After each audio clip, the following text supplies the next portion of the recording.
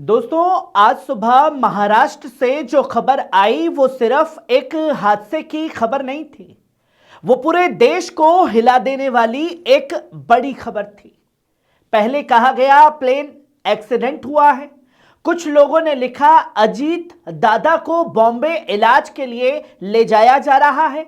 लेकिन जैसे ही हादसे के विजुअल सामने आए उसी वक्त समझ आ गया कि ये कोई मामूली दुर्घटना नहीं है।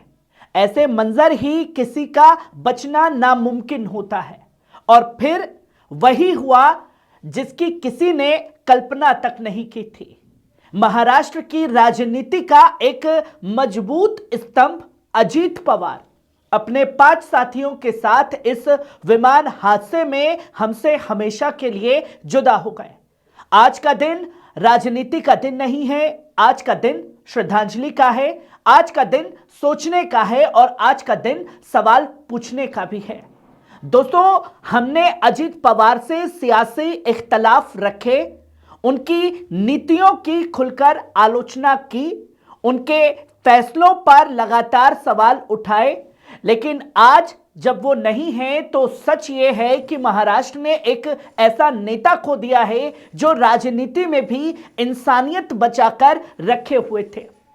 आज का माहौल ऐसा है कि अगर आप किसी नेता से सवाल पूछें तो आपको दुश्मन मान लिया जाता है।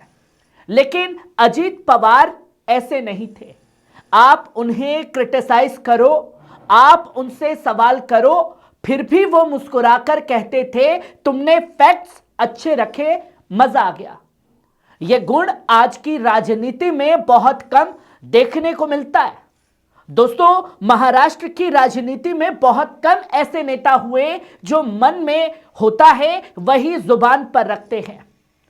एक थे बाला साहब ठाकरे और दूसरे थे अजीत पवार। ना घुमा फिराकर बात, ना राजनीतिक चलाकी, ना मीठी छुरी बनना, हां तो हां, ना तो ना। यही वजह थी कि उनके अपने कार्यकर्ता उनसे डरते भी थे, आज उनसे मोहब्बत भी करते थे। आज लोग कह रहे हैं कि वो एरोगेंट थे, लेकिन सच ये है कि वो एरोगेंट नहीं थे, वो साफ गोई वाले इंसान थे। और जो इंसान साफ होता है उसे लोग एरोगेंट कहते हैं। उन्होंने कई बार अपनी गलती मानी, खुले मन से कहा मेरे जीवन की सबसे बड़ी भूल ये थी। आज की राजनीति में गलती मानना बहादुरी से बड़ा काम है। दोस्तों, अजीत पवार सिर्फ एक नेता नहीं थे, वो प्रशासक थे, वो संकट मोचक भी थे। उद्धव ठाकरे की सरकार के दौरान जब भी कोई मंत्री फंसता था तो विधानसभा में अजीत पवार खड़े होते थे। हर मंत्रालय की फाइल, हर विभाग की जानकारी उनके दिमाग में रहती थी। विपक्ष भी जानता था कि अगर अजीत पवार खड़े हो गए तो जवाब मिलेगा। इसलिए जब वो बोलते थे तो पूरा सदन चुपचाप होकर सुनता था। 6 बार उप मुख्यमंत्री और वो भी लगातार 80 घंटे की सरकार में भी वो मुख्यमंत्री थे। ये कोई इत्तेफाक नहीं था, यह उनकी राजनीतिक काबिलियत का एक सबूत भी था। लेकिन आज सबसे बड़ा सवाल यह है दोस्तों, अजीत पवार का अचानक इस तरह जाना महाराष्ट्र की राजनीति को किस तरफ ले जाएगा? क्योंकि अजीत पवार वो आखिरी नेता थे जो दिल्ली को आंख दिखा सकते थे। महाराष्ट्र कभी दिल्ली का गुलाम नहीं रहा। छत्रपति शिवाजी महाराज की धरती पर हमेशा अपने फैसले खुद हुए। यशवंत राव चौहान को देखिए, वसंत दादा पाटिल को देखिए, शरद पवार और फिर अजीत पवार। ये वो लोग थे जो केंद्र से सवाल करते थे। अब सवाल ये है, अब कौन बचेगा जो दिल्ली से आंख मिला सके? दोस्तों, राजनीतिक तौर पर यह हादसा एक बड़ा मोड़ है।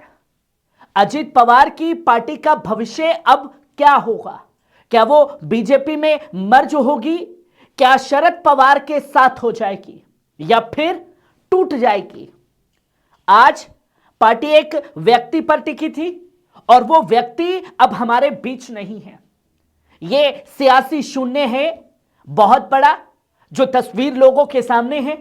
लेकिन दोस्तों, आज एक और सवाल उठता है, क्या यह सिर्फ एक हादसा है या इसकी निष्पक्ष जांच जरूरी है?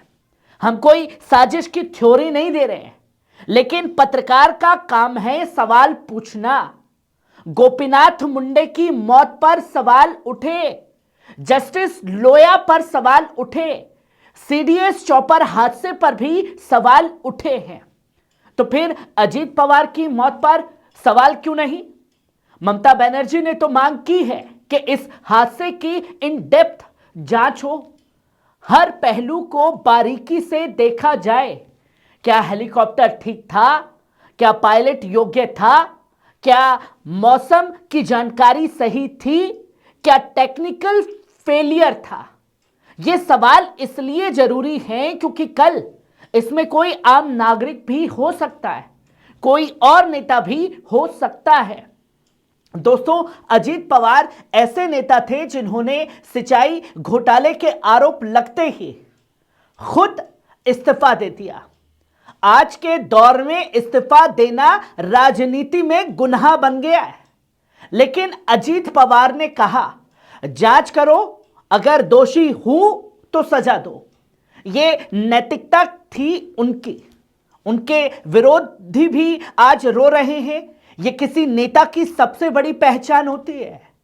आज आपके विरोधी भी आपके जाने पर रोते हैं, तो समझ लीजिए आप सिर्फ नेता नहीं थे, आप एक बेहतर इंसान थे। दोस्तों, आज महाराष्ट्र ने एक जननायक को खो दिया है और देश ने एक साफ बोलने वाला नेता खो दिया है।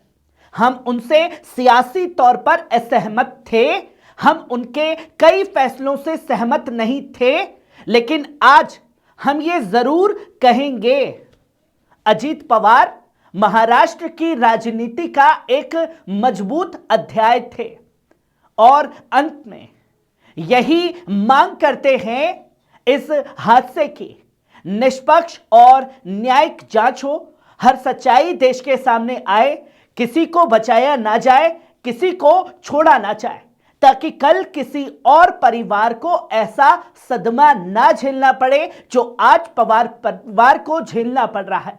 अजीत पवार को हमारी श्रद्धांजलि, उनके परिवार के प्रति हमारी गहरी संवेदना है। ईश्वर उन्हें शक्ति दे और महाराष्ट्र को इस नुकसान से उबरने की हिम्मत दे। मैं हूं आपके साथ नदीम अकरम और आप देख रहे हैं पल पल न्यूज।